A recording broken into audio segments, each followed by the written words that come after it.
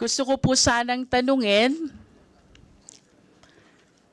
government official from the previous administration of DepEd, the time of the previous secretary. In 2023 po ba, ano po ba ang ratio natin ng teacher to computer set at ng estudyante to computer set?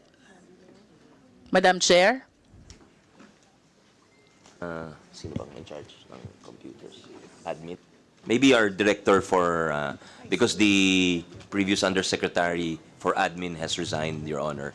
But we have with us the director for IT, that's Director Pitagan. Maybe we could ask that he be recognized to explain and answer the question. With your permission, Madam Chair. Director Pitagan, you're recognized. Blessed morning to all. Ma'am, for the student ratio, currently we are one computer per... If I may interrupt, we are Yes, ma'am. asking for the year 2023, sir, so we can relate it with the result of the AOM for 2023. Ma'am, yun. For the 2023 fund, ma'am, the computer ratio is 1:9, meaning one computer, 9 students po. That is 1:9. One computer for 9 students. Students. How about the ratio for the teachers? Ma'am, for the teachers... Come on. We're getting the... Ma'am, the grand total, dito po yung region is one computer is for 30 teachers.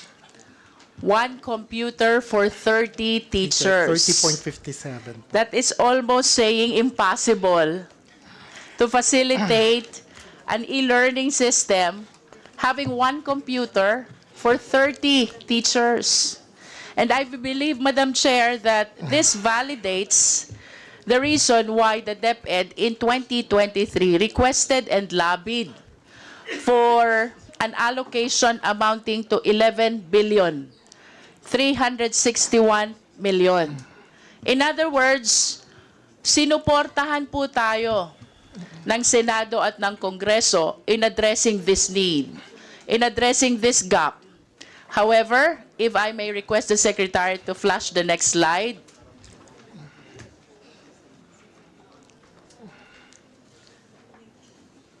If I may invite your attention to the current appropriations. Ito po yung appropriation for 2023. The amount is 11 billion 361 million. However, ang naging utilization po niya is only 19.22%. That is equivalent by way of obligation to 2 billion 183 million and disbursement to 2 billion 75 million. So, bakit po sa tindi ng pangangailangan natin for ICT packages, Madam Chair, out of 11 billion allocation, bakit po 2 billion 75 million lang ang naging disbursement? Can we hear from DepEd? Please answer the question. May we direct Director Pitagan to answer, please. Thank you very much, sir. Ma'am, for the 2023, when the new administration came in, the priority was the continuing 2022. That's why for 2022 funds, we have the 92% obligation. Now, yung 2023, ma'am, tumawid ngayon siya na 2024. So right now... Madam Chair, if I may interrupt, Opo. parang ang hirap pong i-appreciate nung naging explanation nyo na ang priority nyo is continuing, which is the budget from 2022. Why therefore did you request for 11 billion for 2023? Kung sasabihin nyo ngayon, ang priority nyo is 2022, kaya hindi nyo nagamit yung 2023. Alam po ninyo, Mr. Resource Speaker, doon po sa amin sa Batangas, hindi po magkamayaw ang humihingi ng tulong na estudyante, teacher, and even PTA officers. Lahat ang problema nila computer, laptop. Now we have this 11 billion budget. You requested this for 2023. Bakit po ang disbursement nyo 2 billion lang?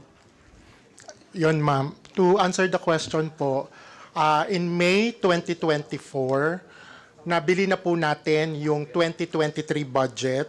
Ang pending po natin, 95% na yung ating obligation. Kaya lang po hindi po nagre-reflect is because we are asking for the modification of the expense class from capital outlay to MOOE. Madam Chair, yun po bang May 2024 na sinasabi nyo, does this pertain to the 2 billion disbursement? Hindi, ma'am. This pertains to the 8 billion more na hindi pa na gagamit. So nasaan po yung 8 billion? Ma'am, yun, nagamit na po natin to. Where are the computer sets now? The computers now are being delivered to the schools. Yung pong hinahanap nyo na 20... Who can validate that information that they are being delivered to schools? Because as far as I know, napakatindi po ng pangangailangan for computers ng ating mga public schools. If I may continue, Madam Chair, he made mention about the continuing appropriation. So let me invite your attention to color blue of the slide. Ayan po yung continuing appropriation. We have 9 billion budget. Tama po si Mr. Resource Speaker. May nagamit na 8 billion. But what surprises me a lot, punta po tayo sa baba.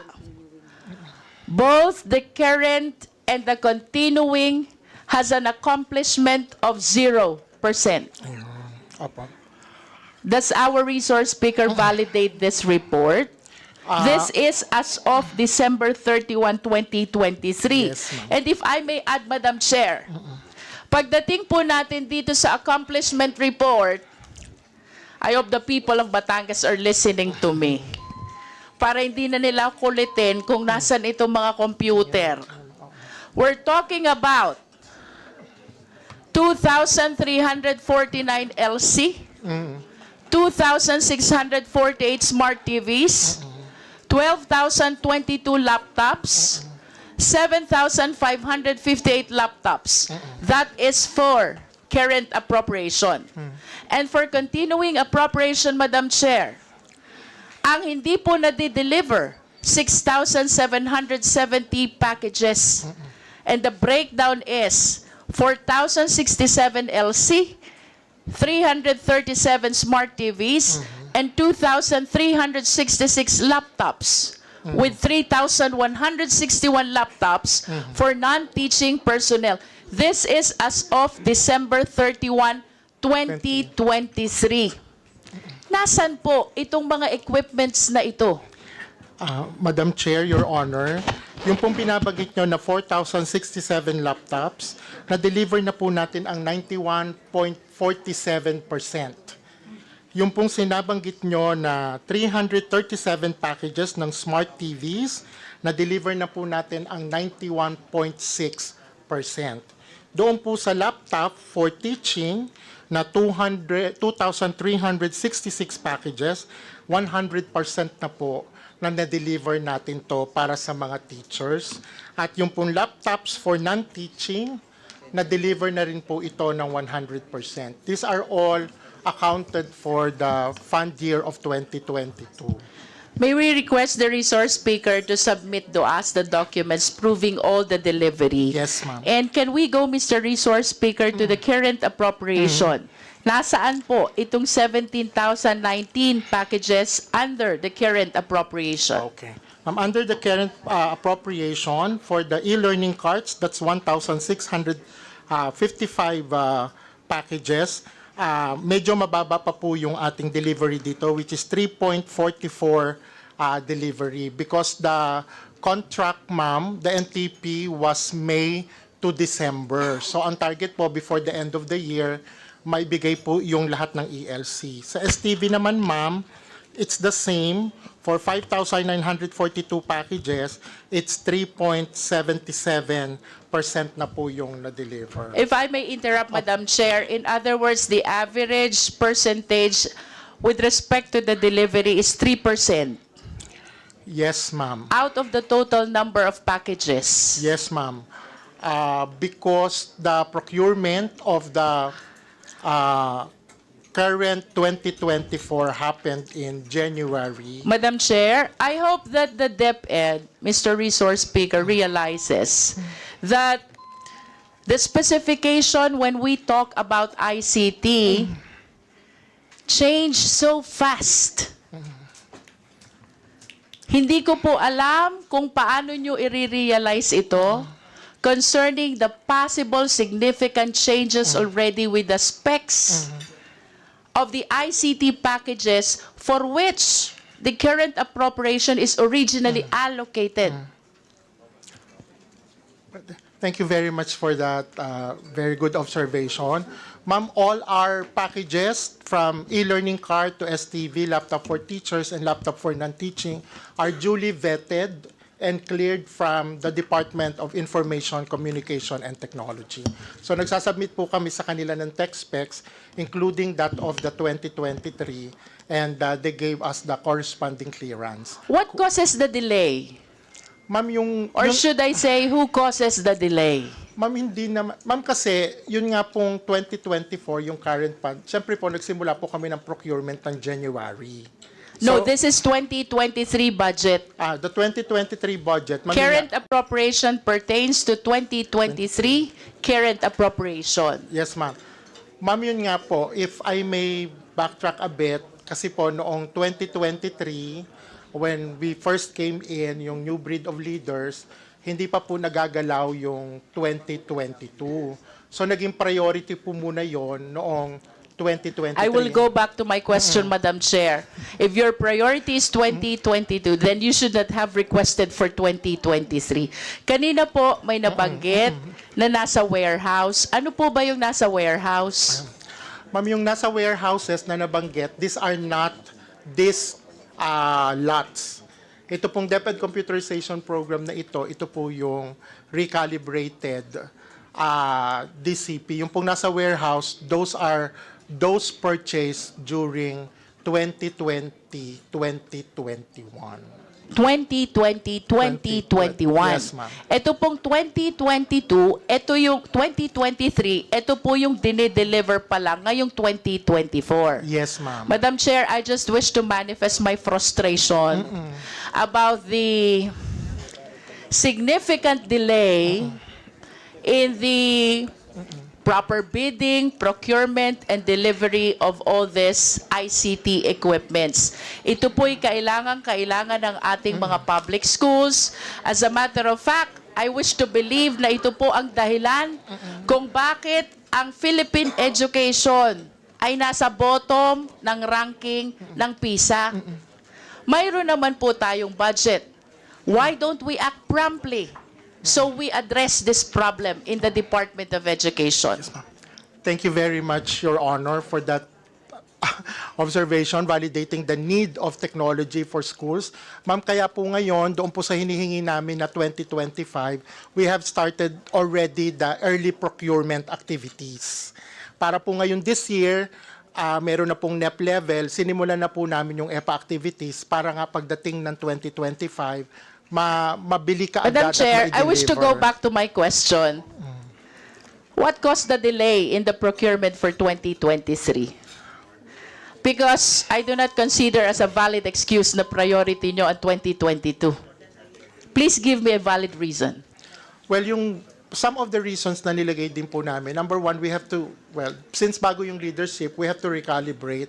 Kasi ma'am, dati e-classroom Sean, so we have to really do an extensive onboarding of all the strands, all the people on the ground. Ano ba talaga yung kailangan? Magbibigay ba tayo ng computer laboratory?